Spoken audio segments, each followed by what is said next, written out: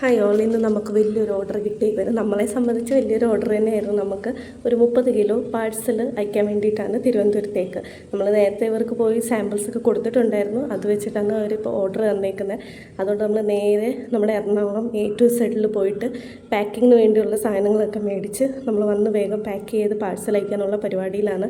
അപ്പോൾ 30 കിലോ ഉള്ളതുകൊണ്ട് എങ്ങനെ പാക്ക് ചെയ്യും, ഫസ്റ്റ് ടൈം ആയതുകൊണ്ട് നമുക്ക് വലിയ ഐഡിയ ഇല്ലാത്തതുകൊണ്ട് എന്തായാലും സേഫായിട്ട് എത്തിക്കണമല്ലോ. അതുകൊണ്ട് നമ്മളെല്ലാം നല്ല കാർഡ്ബോർഡിൽ ബബിൾ റാപ്പൊക്കെ ചെയ്ത് നല്ല സേഫായിട്ട് 2-3 കവറൊക്കെ വെച്ച് കെട്ടിയിട്ടാണ് നമ്മളിത് ചെയ്തത്. പാക്കറ്റായിട്ട് ഇടാമെന്ന് വിചാരിച്ചു, പക്ഷേ അതും റിസ്ക്കാണ്. അപ്പോൾ ഇങ്ങനെയാണ് കുറച്ചുകൂടി ഈസി ആയിട്ട് തോന്നിയിട്ട് നമ്മൾ ഫുൾ പാഴ്സലായിട്ട് പാക്ക് ചെയ്ത് 2 ബോക്സ് ആക്കിയിട്ട് എല്ലാം റെഡിയാക്കി വെച്ചിട്ടുണ്ട്. പാക്കിങ്ങിന് വേണ്ടിയിട്ട് ടേപ്പ് ഡിസ്പെൻസറും ഇങ്ക്ജെറ്റ് പ്രിൻ്ററും ബബിൾ റാപ്പും ടേപ്പും കാര്യങ്ങളും എല്ലാം നമ്മൾ A to Z വേഗം പോയി വാങ്ങി. നമുക്കിവിടെ നിന്നൊരു 1 അവറിൻ്റെ ഡിസ്റ്റൻസ് ഉണ്ട്.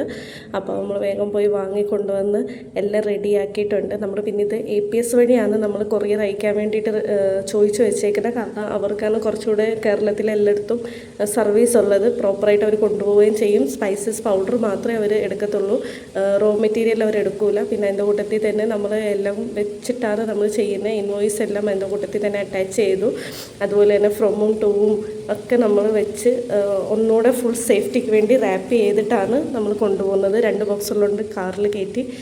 ആർക്കെങ്കിലും ഇങ്ങനെ സാമ്പിൾസ് വേണം, കൊറിയർ വേണം എന്നുണ്ടെന്നുണ്ടെങ്കിൽ നമ്മൾ ജസ്റ്റ് കോൺടാക്റ്റ് ചെയ്താൽ മതി. നമ്മളെല്ലാം സേഫായിട്ട് അയച്ചു തരുന്നതായിരിക്കും.